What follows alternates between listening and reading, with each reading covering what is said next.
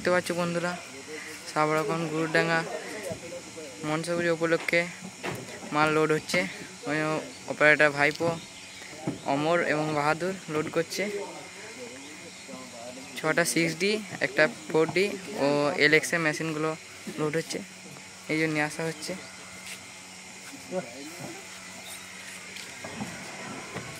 এই একটা 6D এখনো চাপানো হয়নি, এই যে গোডাউনটা।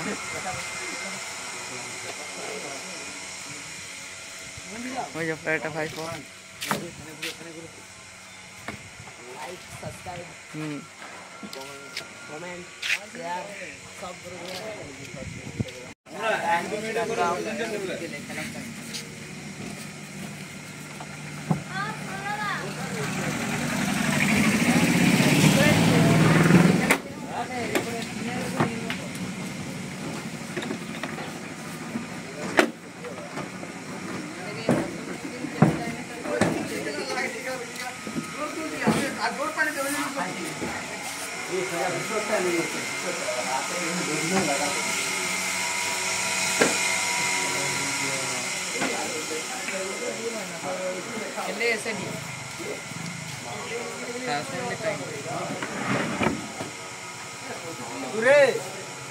ना तुलबो नहीं।